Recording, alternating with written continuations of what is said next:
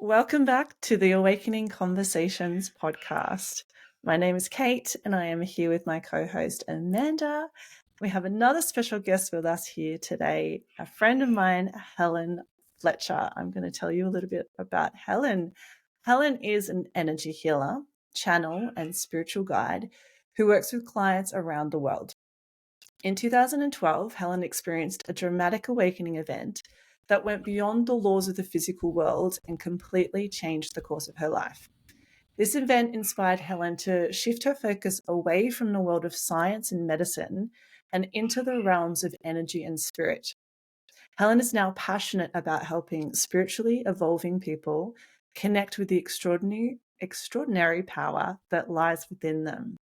She helps clients to identify and release the patterns and programs that are holding them back from achieving their own spiritual mastery and personal transformation. Helen, welcome to the Awakening Conversations podcast. Oh, I'm so glad to be here. Thanks for inviting me. You're welcome. You're welcome. And to tell you a little bit more about Helen, we've had a couple of people on so far that have been friends of mine, but people that I met pre my awakening. Helen is someone that I have met post my awakening, and much like Amanda, I've never met her in person, but I love her. and we've had a conversation, an episode, it's our 5th episode, where we talked about soul family and how, we do come in with other souls to have shared experiences and have connections. And I believe that, Helen, you are in my soul family, and we've connected because of the pursuits and the journey that we have both taken post our awakenings to explore these things that we've opened to. So your journey is such an incredible one, from going from this medical world, this science mind, to becoming a channel and an energy healer. So we're really looking forward to sharing that with our listeners today. So to begin then with that, would you like to share with us exactly that? You were, I think it was a research nurse? Oh gosh, so different pre-awakening, chalk and cheese. Mm-hmm. Yeah. So my awakening happened in early 2012, and at that time I wasn't in the slightest bit spiritual. I didn't believe in things like energy healing, and I was very much living in the world, and followed the laws of the physical world. So, as you said, I had a very scientific job. I had had a career for about 15 years working in hospitals as an intensive care nurse, which was an amazing job. I loved it. And then the last job I had before leaving to become a stay-at-home mum was as a research nurse. So I was helping to run some major national and international medical research trials that, of course, were looking for evidence to prove or disprove whatever we were investigating. And that also was a great job and perfectly suited my very skeptical mindset, because I like to see evidence of something rather than just believe what I'm told.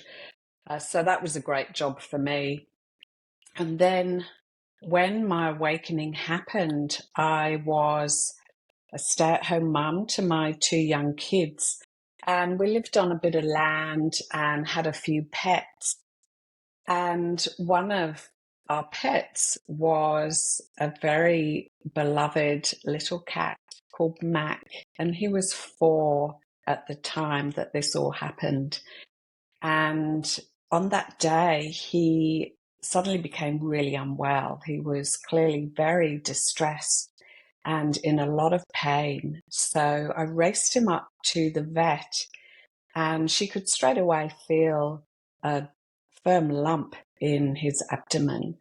And she kept him in, did a whole bunch of investigations, and she diagnosed him with a very aggressive tumor.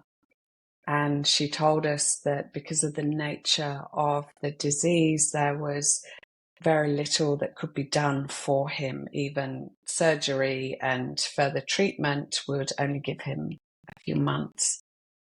So she said, just take him home, give him painkillers and lots of love. So that's what we did. We brought him home. And that night I was sitting with Mac in my lap, and I just felt so sad because I really loved this little cat. And I suddenly felt really compelled to do something to help him. And my mind was saying to me, well, there's nothing that can be done. You heard the vet. But I still felt this compulsion to do something. And it felt like a good idea to put my hands on his tummy. And as I did that, my hands started to feel a bit prickly. The palms of my hands started prickling, and I could feel they were getting quite warm. And I had this really clear picture in my mind's eye of this tumor that we'd just seen on the scans several hours earlier. I could see it filling with light or energy. I wasn't sure what it was, but this tumor started dissolving. And I had this argument going on in my head. One half of my brain, my logical mind, was saying, what are you doing? This is silly. You're just making this up. But I still felt this compulsion to keep doing it. So the next day, Mac was in pain again, and I sat with him for about half an hour with my hands on his tummy, and the same thing happened. And then a few days later, the vet rang to check how he was going. And I said, well, he's fine. He's completely normal. He's running around, eating and drinking. And she asked me to bring him back. And when she examined him, she couldn't find any trace of this hard lump that had been there just a few days before. And I remember she said to me, what have you done? And I thought, oh, I don't really want to say it. It's a bit embarrassed. I hadn't told anyone, not even my husband, about this funny hand thing. And I said, oh, look, this happened. And I told her, and she said, I don't believe in any of that stuff, but it's as good an explanation as anything, because that thing should still be there. And I remember when she said that, when she told me the tumor had gone, it was like someone had chucked a bucket of water over me. I had this huge surge of adrenaline run through me. And I just thought, what happened? I need to know what happened. And Mac is now 16 years old. This happened when he was 4. He's asleep upstairs on my bed and still going strong.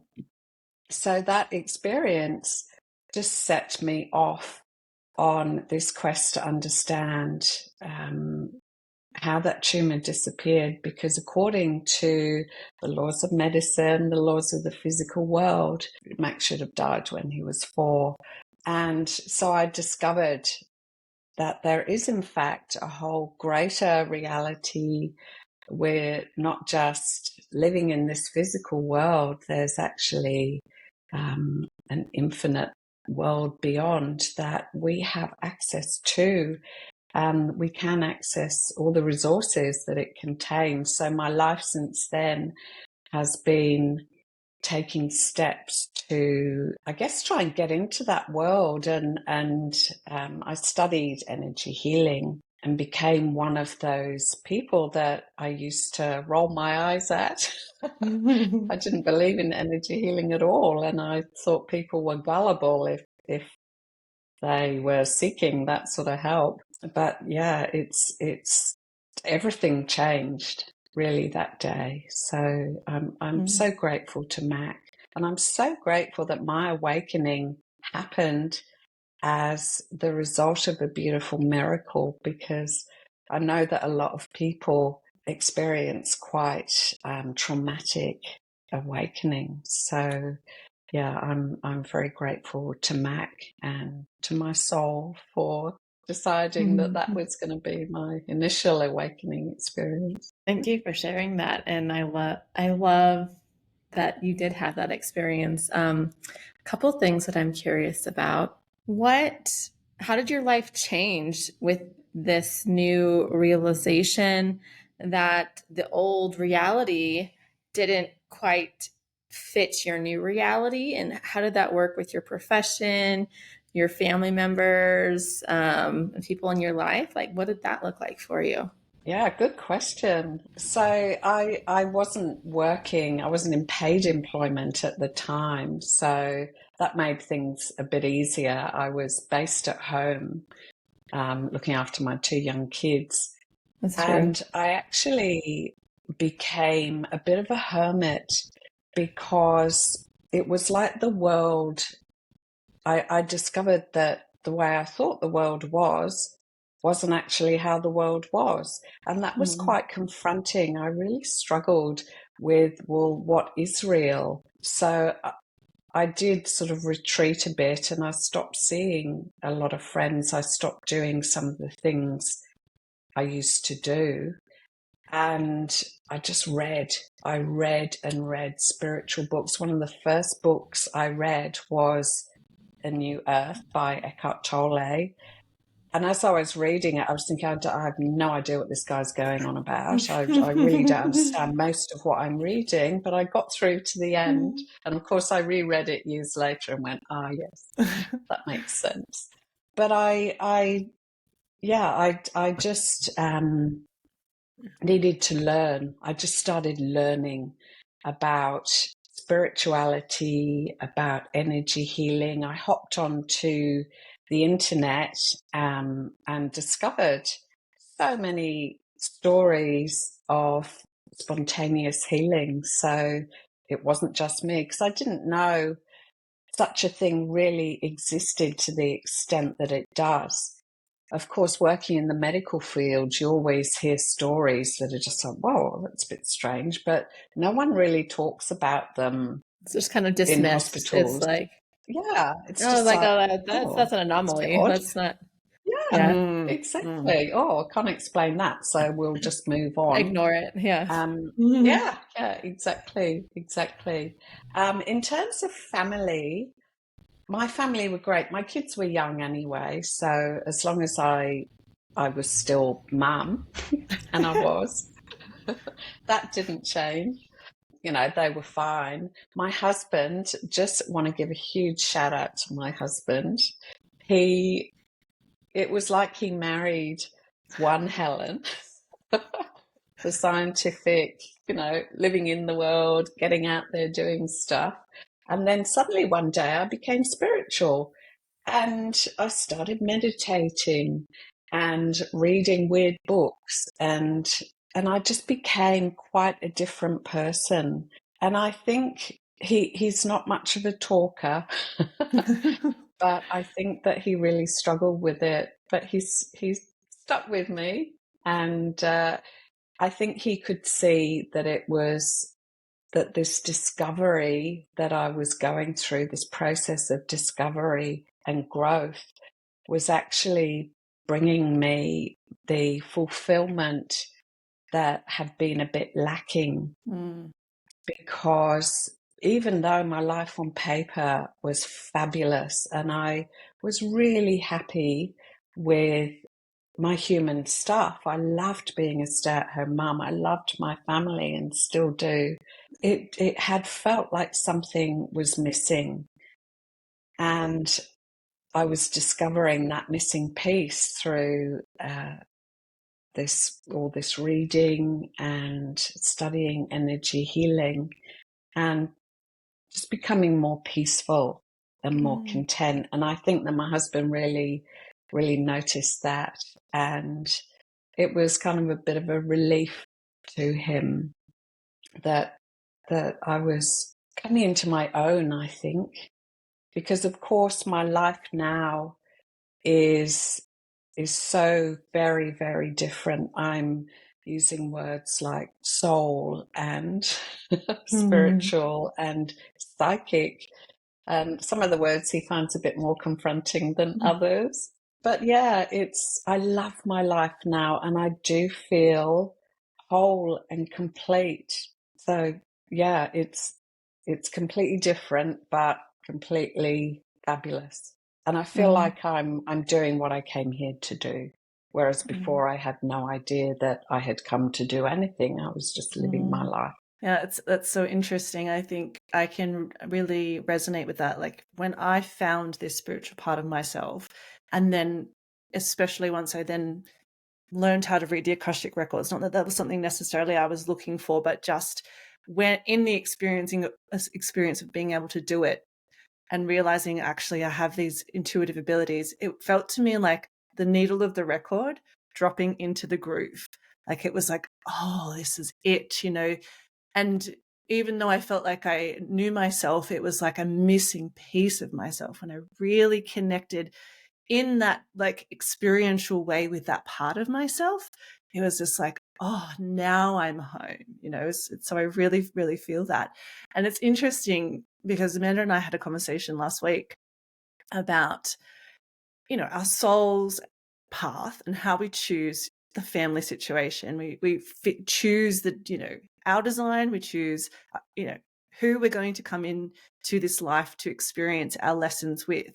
And, you know, Amanda's learned a lot through studying her own astrology and gene keys, how, you know, her daughter and her husband are here as great teachers for her through the different ways that they've incarnated and their soul's paths. And it's so interesting that from a soul level that, you know, Tony and yourself agreed that, you know, you're going to have this relationship and he may not get it, but you're going to be super spiritual. And yet, you know, this is it. And I don't know why, but I want to bring the dog into it. I want to bring the puppy in because I know Amanda has a similar story. And literally the two of you are my spiritual friends who I think I got the puppy first and then Helen got one and then Amanda got one all within like, I don't know, 6-week period. And we've had these journeys with puppies. But I don't know why, but the dog's coming into it. As we go through these spiritual paths, like Helen, I know that we have these conversations a lot about how our life, our human life, is really here as this vehicle for us to learn, and that our soul has chosen this path and these people and these situations and these experiences to learn, including poppies. So, Murphy's been a spiritual teacher to you. What do you think the big Huge. lessons are that Murphy is here teaching you? Because, you know, let's expand this conversation about, you know, how every single thing in our life is a learning, a tool, because this one feels like a really challenging one for you. Can you speak to that a little bit and like how this is teaching you more about being a soul and being a human at the same time? Oh, yes. Yes. Yeah, Murphy, he came into our lives at the end of November 23. So we've had him for maybe 5 or 6 months. And he just arrived. He's been like a tornado. And I haven't had a dog since I was a kid. And I've just had this beautiful idea in my head that a dog would bring so much joy and fun to our lives.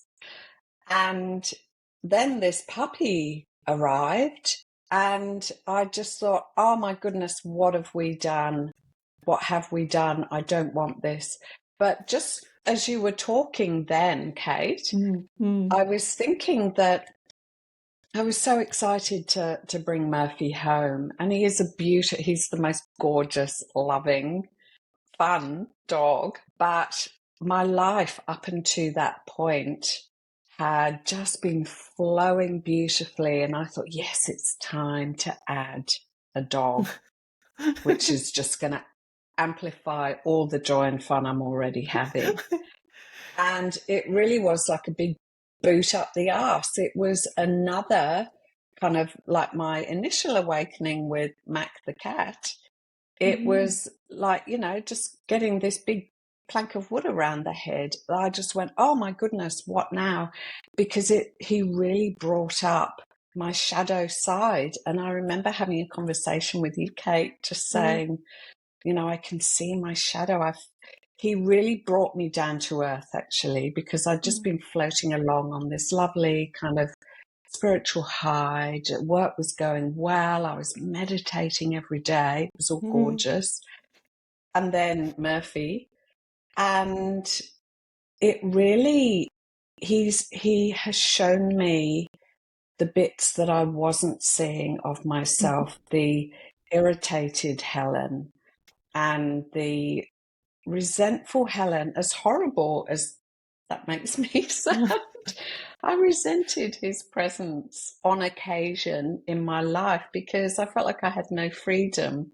Everyone else got to leave and go out to work or off to uni, my kids. And I was just at home looking after Murphy, which has been such a blessing on so many levels. But it really brought up all that stuff that I hadn't been looking at because I'd been feeling so fabulous and spiritual.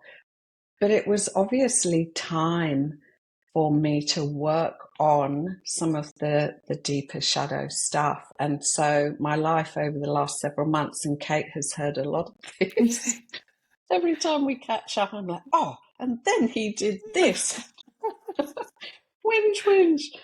And yeah, I've just been working on and having a good hard look at myself, really, working on all of those bits that I perhaps hadn't been acknowledging and using tools that I've picked up over the years to help me deal with some of the stuff that's been coming up.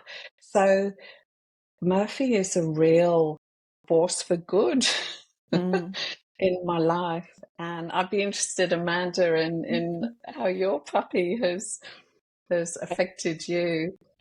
Oh, well, I just feel very seen by you sharing your experience, and I'm sorry that I was laughing, but it's like I think I laugh when I'm like in pain sometimes because like I feel the Sometimes pain. you've got to laugh, don't you? Yeah, it's just like I just gotta laugh at my life sometimes. Yeah, I felt very, you described it very similarly as like I was, meditating every day, everything was flowing nicely, and then same, like I thought, oh, well, it's time for a puppy. And it felt very like there was a nudge to like get me to get this puppy. And it's such a paradox, the experience of it all, in terms of there's like so much love, but then it's like also it's like the light and the shadow, and it's like seeing all of it. As as you speak about the shadow, it's like it's like being tired, and then like having to deal with the very physical reality of this life, like the routine. Like it's gotten me like routine and structure, and like I think I avoided that, and but it's like it's grounding me in a way to my reality more than I was like I would just kind of leave my reality, I think, before. And because I have this responsibility, which is like wonderful and also awful, because I'm like, I got kicked out of a restaurant yesterday. I've never been kicked out of a restaurant in my life. The dog wouldn't stop barking, and then like I just got my food, and they're like, we're gonna have to ask you to leave. And I'm like, oh my gosh, I'm really sorry. Like, I understand. Can I please get this to go? And I just like, it's like a humbling experience to like go through that and just kind of like, okay, it's not the end of the world, but it's like, and then he has his moments of chaos and where he's like this crazy dog, and he has this moments where he's just this like super well behaved, and it's like having to love all of him, right? Like how like I am his caretaker, like I need to I need to be his trainer, but I also need to like love him. And I don't know, so it's that was a lot of ramble, but it's like it's stretching me in a way that I'm thankful that this puppy stage is only a I like that is what gives me hope, is that like I think he's going to be a really good dog once he's an adult. And like that light of the tunnel is like keeping me going, because otherwise I don't think I could stick with it, because it really is just like learning to surrender to like the moment of like what this dog is being and doing. And he's not a bad dog, but all the dogs have their quirks, and it's like it's really a lot of work to like develop and cultivate this relationship with this other being that it's a lot. And people I think of puppies and it's like, oh, puppy, and it's so much more than that. And until you're like thrust into it, until you commit to it, do you really like experience the what it is to like the embodiment of being a puppy raiser, right? It's like it's so much more than just. And I think that's why a lot of puppies like get left, because it's a hard job. It is no joke. So thank you for sharing, and like I appreciate that we could bring that into this conversation, because that's been my reality. And it's I just can only laugh about it. Yeah, I think it's such a really beautiful example that, our life is the spiritual experience. It's not just when we have the meditation or when we feel the amazing feelings of, peace or connection or, feeling like our authentic selves. It is in these challenging times of like, well, how is this also here to teach me? How can I learn to be okay with what is? And we've spoken to that a few times through our conversations, that is one of the things that we can come to hold through our awakening experiences, is a greater capacity to be okay with what is. It's still challenging because we have a human side and we do have this ego that's like, I don't want to experience this. But it also is a great example of how our whole life we're continuing to have these more and more spiritual awakening experiences, and the journey of growth and learning and unfolding and doing the work doesn't really end. It just continues. And so many situations, ones we can least expect, can bring us back to having this deeper look at ourselves. Oh, wow, I still hold this within me. I can now use the experience of my puppy to notice these other tendencies I have of ways of thinking about things, ways that I might still view the world that are in some ways holding me back from a different experience of my life, or one where, I'm still choosing to say, I don't want this experience, that resistance to life, that, almost like holding on to bars saying, I don't want to go down the river. I want to stay here on the side of this river. I don't want to go. But we've got to kind of take our hands off and like, okay, well, now it's this. Now it's a puppy I have to walk and train and like not get to bark and not get to bite things. And like, I can't even imagine what it's like to have children. But yeah, the puppy and my puppy was a lot easier than your puppies. Touch wood. But They all have it their works with experience. Yeah. Yeah. Yeah. So Helen, this has been part of your journey, but initially for you, coming back to your original story, you've woken up to the fact that you have this ability to move energy, heal with energy. I know that you also then went on to develop other things. So post your first experience of awakening, can you share with us some more about what it was that you began to open to, realize about life, big shifts that took place for you that really did, move you forward on that path, to one day then get a dog down the track and like dig in for some more lessons. But what else unfolded for you after that? How did life really change? Yeah. Well, really, I once I started working with energy, as I had trained as a Reiki master over the course of about 3 or 4 years, and I started seeing clients. And as I worked with the clients, I started to know things about them. I started to receive thoughts in my head about the clients, and I actually really struggled with that. I didn't say anything for quite a while. I didn't share what what was going on in my head, the pictures I was seeing. And I just went along and did my Reiki process, and it was lovely. And people felt the benefit, and healings happened. So it was beautiful work, and I loved it. And the information that I started to have became louder, if that makes sense. The thoughts became bigger, more insistent. There were more of them. And I started to see patterns within people that may be, causing the issues that they were having. So patterns of belief or patterns of behavior. And I thought, well, I don't want to share that because that's really personal. So there's no way I'm saying that to this complete stranger who I've just met, who's lying on my table.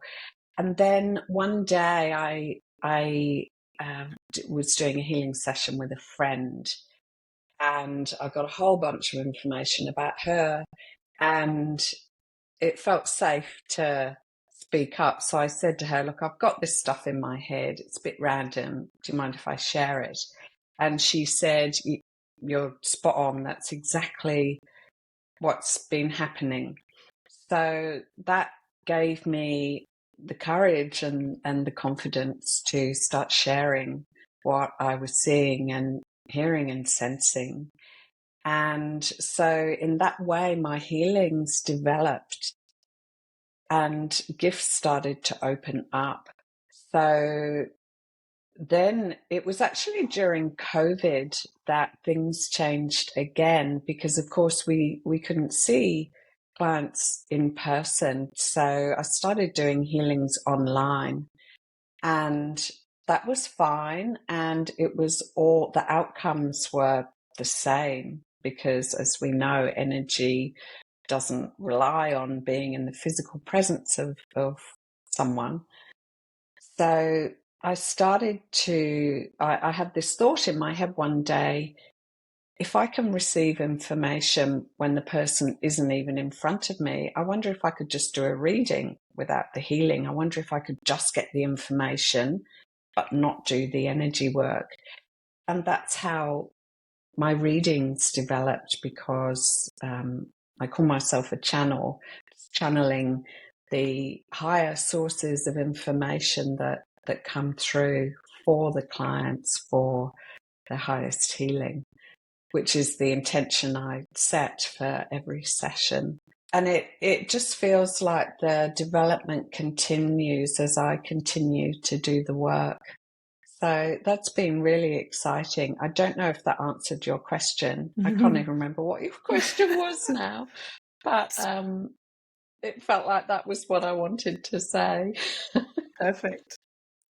I'm curious. There's always more. There's always more to come. Yes, there's there's layers and there's an unfolding, and it's like if we got it all at once, like it would be too overwhelming. It has to come in like stages, right? We have to do like preparation, and then it's like get the puppy, so then you can go to this next level, and then you get that dialed in, and then the next thing. So I'm curious, if looking back to your life prior to your initial awakening, do you see any hints of like you having particular healing abilities, like maybe in a less developed form than you currently have? Like was there hints of like intuition or receiving messages now, like in retrospect, maybe you didn't recognize them at the time, but what's your thoughts on that? Yes, I would say, but at the time I didn't recognize them for what they were. And I remember in particular, there was one day I had a patient in intensive care, and it was this lady, and they weren't sure what was wrong with her. She had all these symptoms and didn't know what was wrong. And she was okay. She wasn't on life support or anything, but she was very sick but stable. And I had this sudden thought in my head, she's going to crash. She's going to go down in a big way. And so I went and got the registrar, the intensive care registrar, the doctor, and said, you need to intubate this lady. She's really about to crash. And he was just sort of, I don't think so. Thanks, nurse. I don't think so. And I went on my tea break. And when I came back, she was intubated because she just crashed. And I thought, wow, how did I know that? And I was chatting about it. I was just going, oh, that was really weird. I was chatting about it with some of my colleagues. And they said, oh, yeah, that's just, the intuition you get if you work here long enough. You just get this intuition about things. And so I just thought, oh yeah, it's just because I'm experienced. It's just experience talking. But there were a few kind of intuitive hits that I had. I wouldn't say that there was certainly no healing ability that I was aware of, although I know as a nurse I was a very hands-on person. I like to, even if someone was unconscious, if I was working next to them, I would love to just have my hand on their hand. Maybe that was a bit of healing touch, who knows? But I was certainly always fascinated by the idea of healing, but I started off healing in the Western medical field and loved it, and I still do. And look, it's not like I've moved on to energy work from Western medicine, although of course I have in terms of my career. I still love Western medicine. It takes a very important place in society.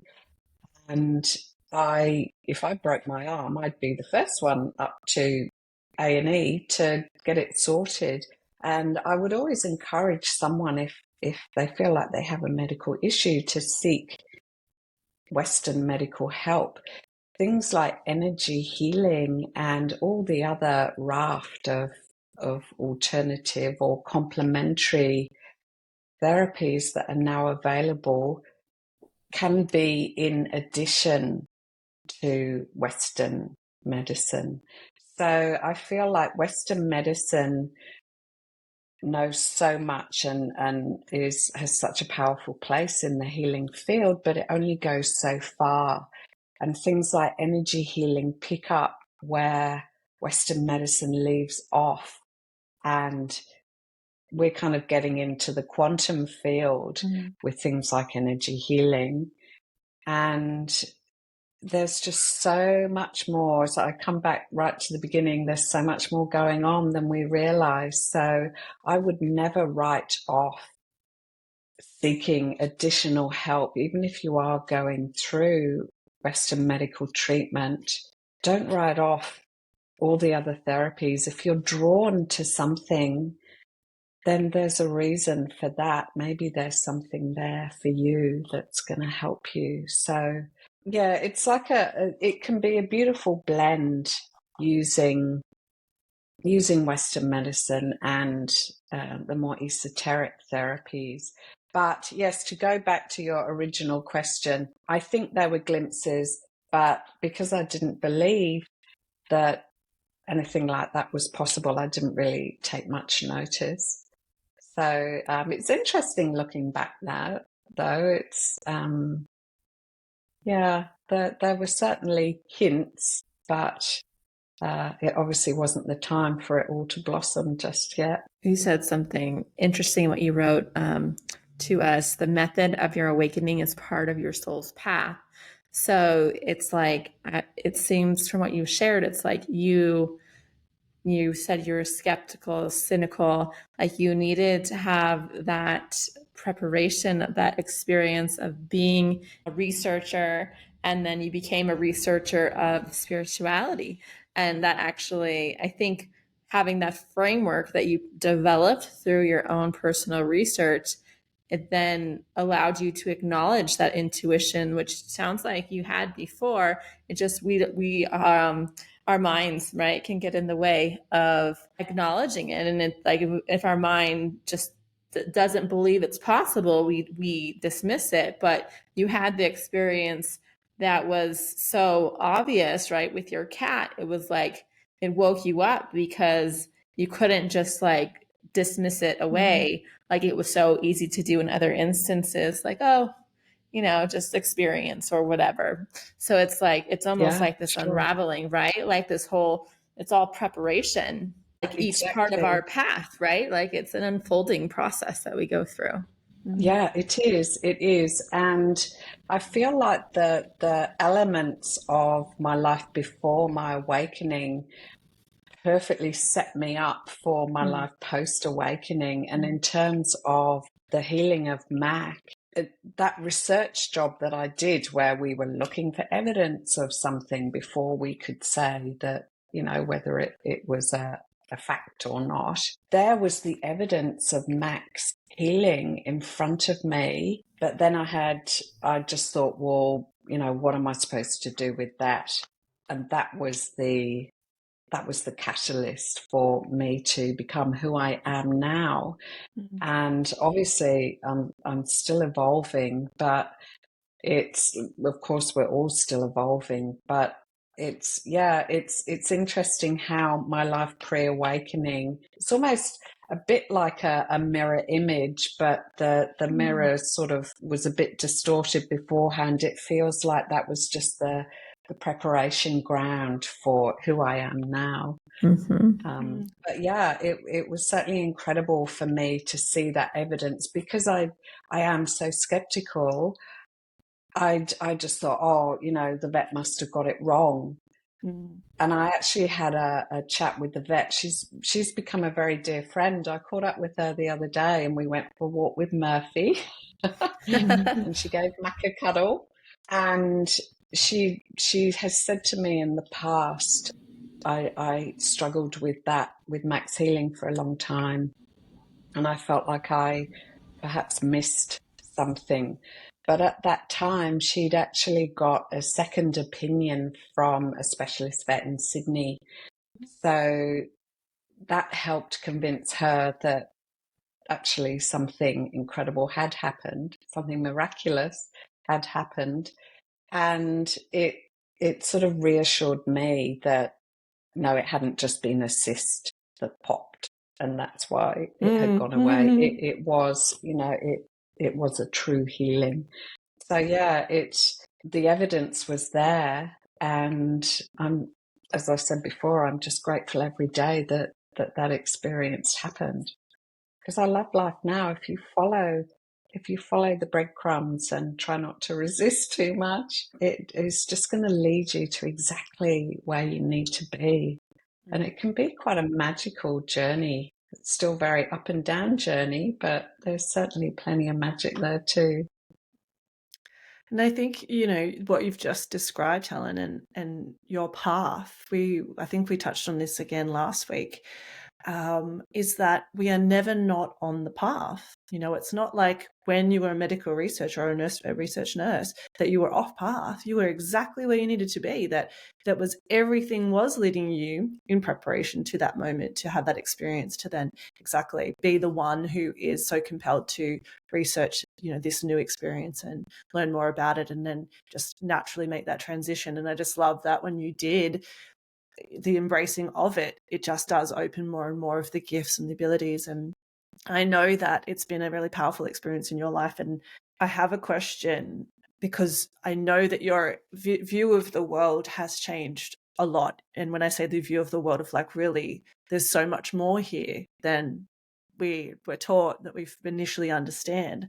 And so what have you come to understand about the world now, post your awakening and through these experiences you've been having? Well, I think one of the key things, the major differences since my awakening, is I've come to understand that energy healing is real, that everything is energy.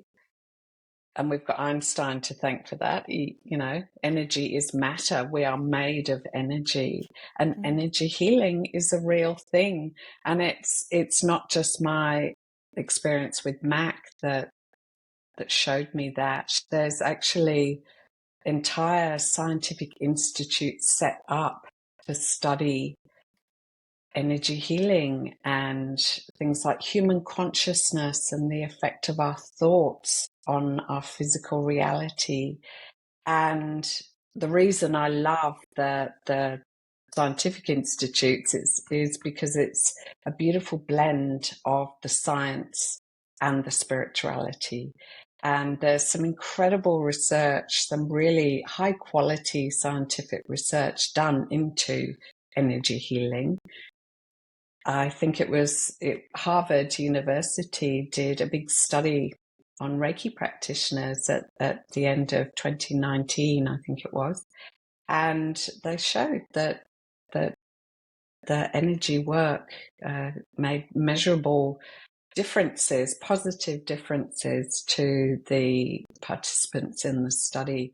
And there's so much of that sort of work going on. But the major insight I had from that is that we have a lot greater power over our reality. We're actually creators of our reality through the thoughts that we think. The energy of the thoughts that we think doesn't just stay inside our head. It's actually received by the object of our thoughts. And that's part of the way that energy healing works.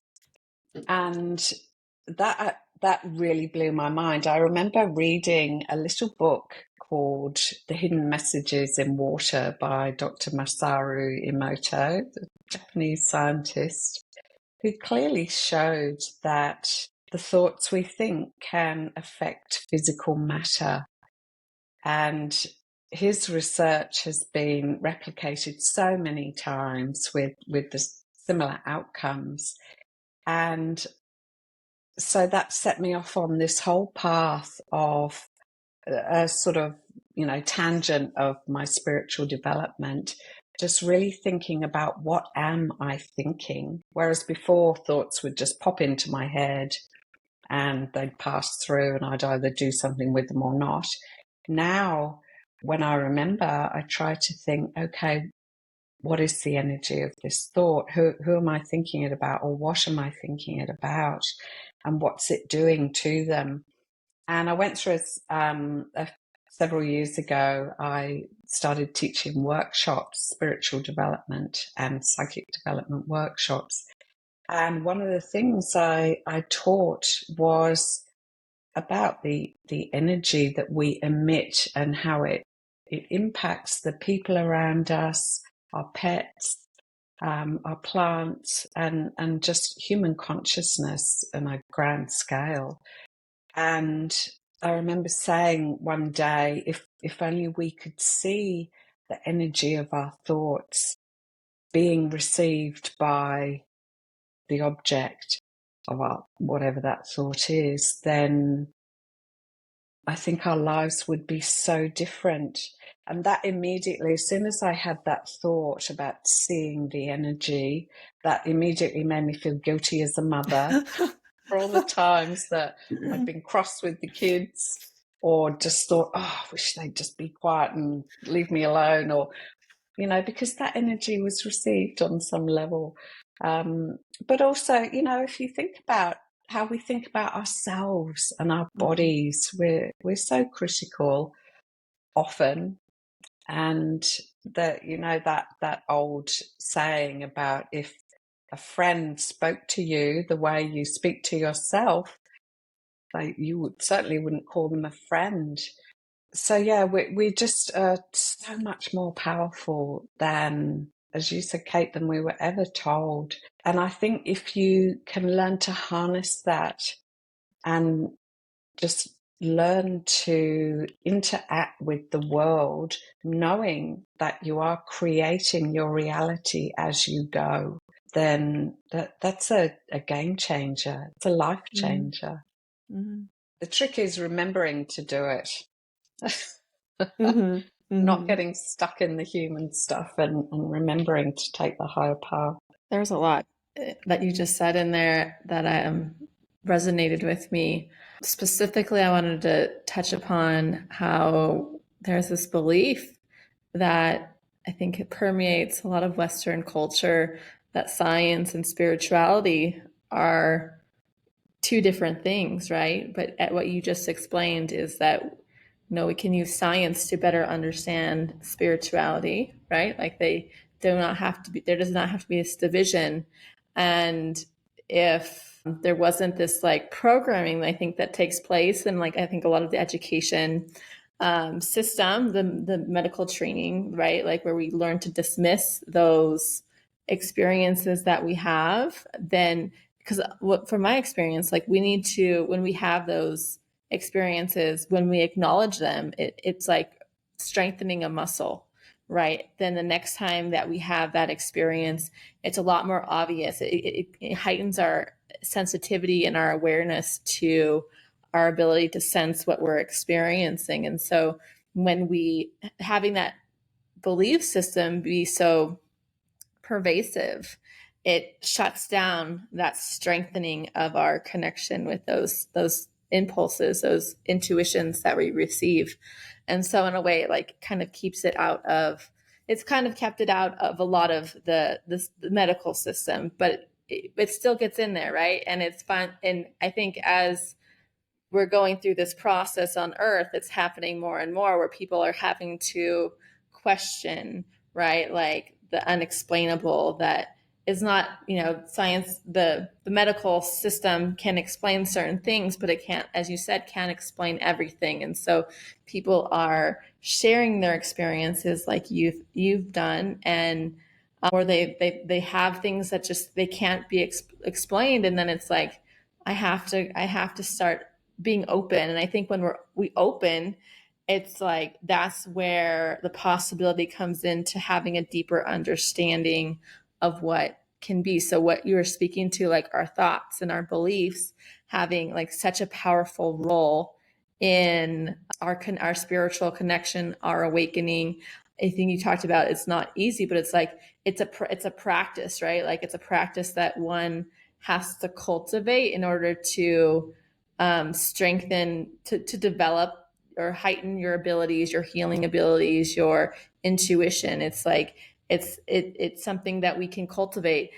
And it kind of goes to the idea that like I think a lot of people, or that it's very common to believe that you're either intuitive or you're not intuitive. And I think some of us have, maybe it's easier for some people to sense things or have healing abilities. Like our designs make us more, make it easier, but it's also a cultivation that happens over time. And it sounds like, your whole journey has been a cultivation to have a wide range of both the physical, right, having a very real experiences with the physical medicine, and then that also being such a wonderful, you have such a wonderful spectrum and appreciation for all the ways that healing could happen. Because yes, as you said, when you do break your arm, you want someone that knows what they're doing. Or maybe you want an orthopedic surgeon to help you with that. You don't want it. Maybe you want an energy healer too, but you don't want to just rely on the energy healer, at least in our current reality as we know it, right? Maybe one day that's possible. So I really love that your research has gone from being very integrated in the medical system to now exploring the quantum physics and the institutions that are exploring. And something I found very interesting is a lot of the governments around the world have been studying this for many decades, right? I don't know.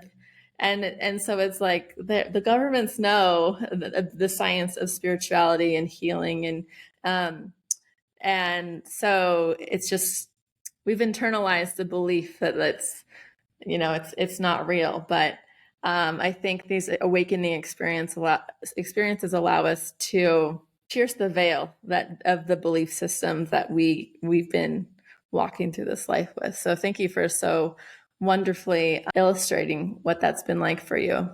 Well, Helen, we're coming up to time. Thank you so much for everything you've shared. I feel like we could probably chat for longer, and maybe we can have you back on and just really dive into energy and even this idea of a more holistic approach to who we are and our own healing. That's something I really heard you say, that yes, we have to treat the physical from a medical perspective and a Western medical perspective, but we cannot discount that there's more to us than that. And a holistic approach to any healing is not just the one thing. And, we could probably talk about that for a lot longer, but we have run out of time. What I would love to do is if you could just share with us a little bit more about the readings that you do and the healings that you do. I know that you do them online. You're based in Australia, but you do work with people around the world. If you could just share with our listeners a little bit about those two things. I see clients in person too, if they're local to me. But I do offer energy healing and readings. And on my website there, I had them as separate things. The readings are very much soul path readings. So we have a look at where someone is on their soul path, what their particular challenges might be, and what might be blocking them from stepping forward and into a greater awareness of their soul presence and what they came here to do.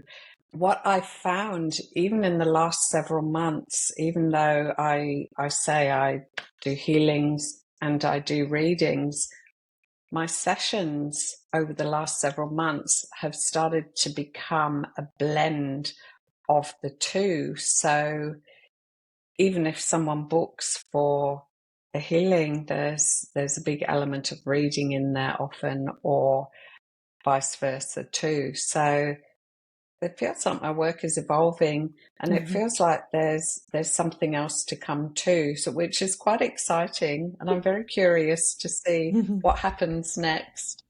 And I know from past experience that it will just happen. It'll just become a client will be here or online, and I'll say, "Oh wow, that new thing happened. That's never happened before." So yeah, it's pretty exciting. But yes, I do offer healings that are different every single time. Of course, every client is different, and even the same client, each healing is very different and can incorporate energy work, as I said, information from higher sources.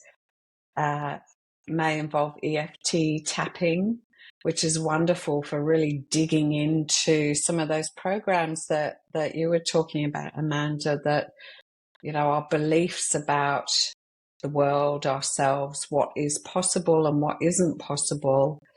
And it's all energy work.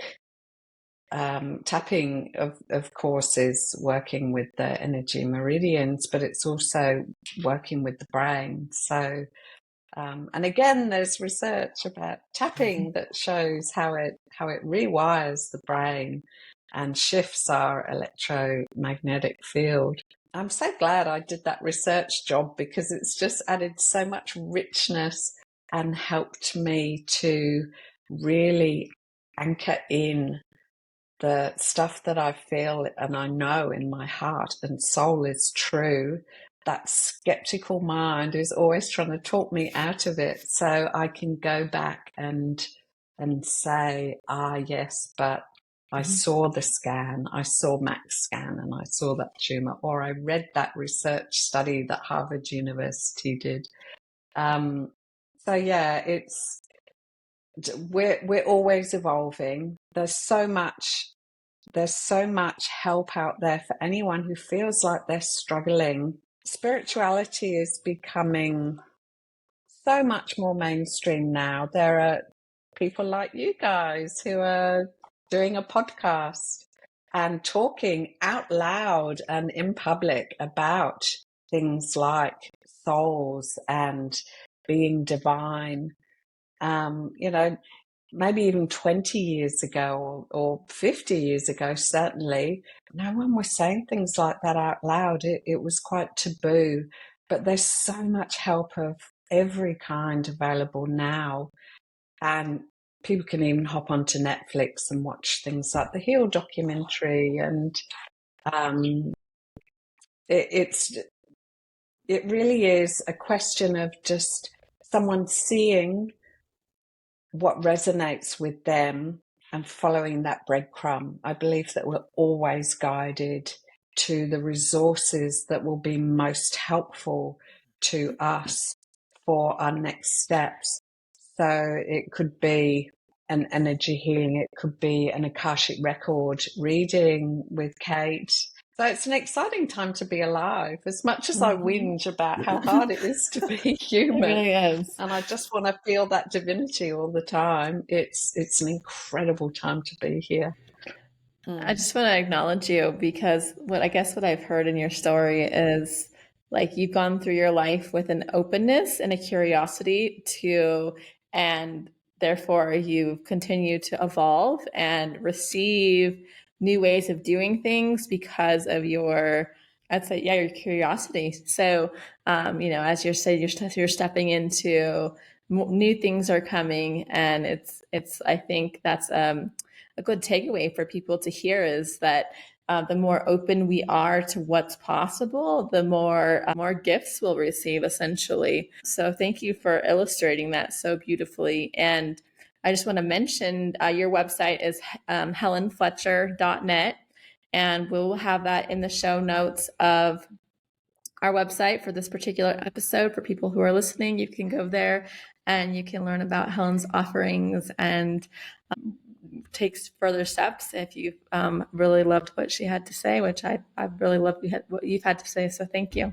Oh, thank you for having me. Yeah, Helen, it's been wonderful to speak with you. Thank you so much. I'm going to wrap it up here. Thank you, everyone, for listening, and we'll talk to you in the next episode.